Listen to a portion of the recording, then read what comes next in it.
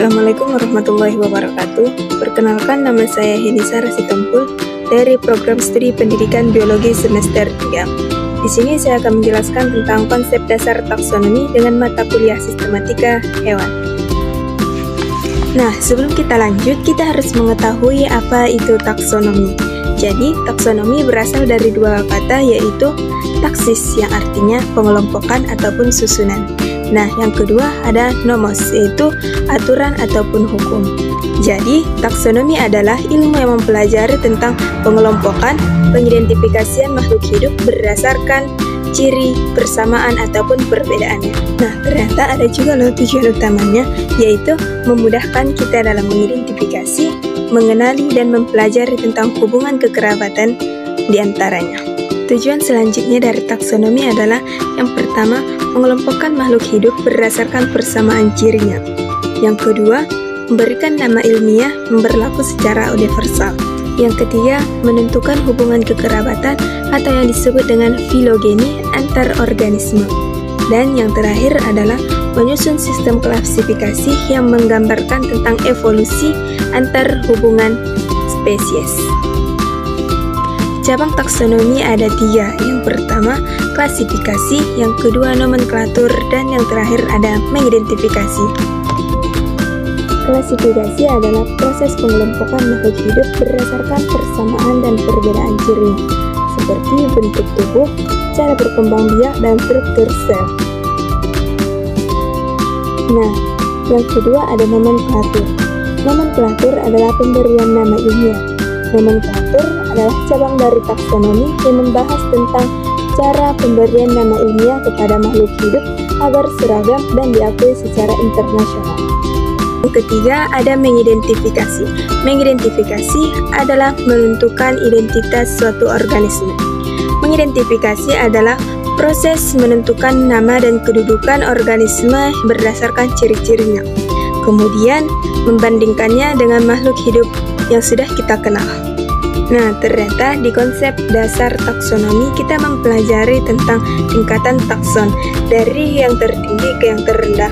Yang pertama ada kingdom, phylum, kelas, ordo, famili, genus, dan spesies.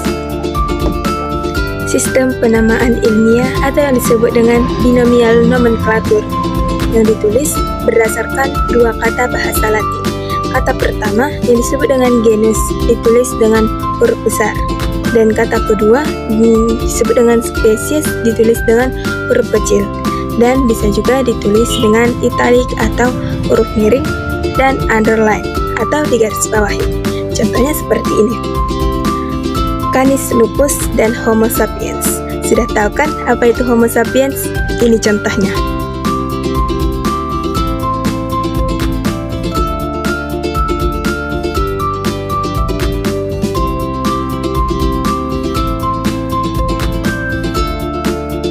Dasar klasifikasi makhluk hidup ada 5.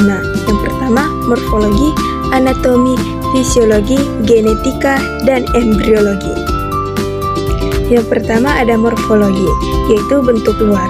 Morfologi adalah ilmu yang mempelajari tentang struktur luar ataupun fisik makhluk hidup, seperti bentuk tubuh, warna, batang, daun, akar, sayap, dan kaki.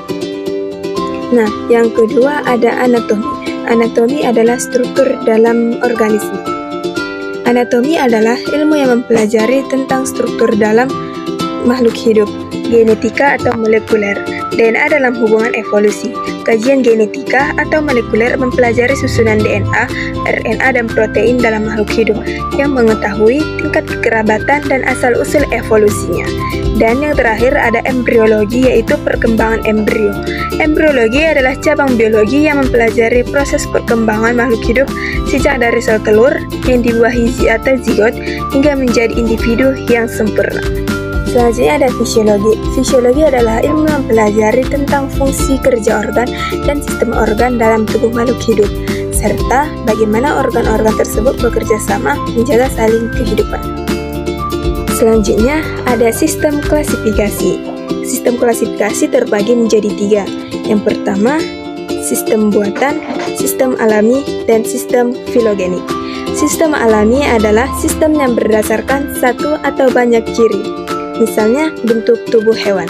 Yang kedua, ada sistem alami, berdasarkan banyak ciri atau kemiripan kekerabatan. Yang ketiga, ada sistem filogenik, yaitu berdasarkan pada evolusi atau asal-usul organisme. Nah, ternyata ada juga loh manfaat dari taksonomi tersebut. Yang pertama, memudahkan mengidentifikasi dan studi ilmiah. Yang kedua, mengetahui keanekaragaman hayati. Dan yang ketiga, mengetahui evolusi dan hubungan antar makhluk hidup. Dan yang terakhir, yang keempat adalah sebagai dasar konservasi dan penelitian bioteknologi. Kesimpulan yang dapat kita ambil adalah taksonomi adalah ilmu yang mempelajari tentang pengelompokan, pengidentifikasian makhluk hidup berdasarkan persamaan dan perbedaan cirinya. Dengan kita memahami taksonomi, kita akan lebih mudah memahami tentang keanekaragaman hayati dan hubungan evolusi di muka bumi ini. Mungkin ini saja yang dapat saya sampaikan tentang konsep dasar taksonomi. Kurang dan janggalnya saya mohon maaf, kepada Allah saya mohon ampun. Terima kasih yang sudah menonton.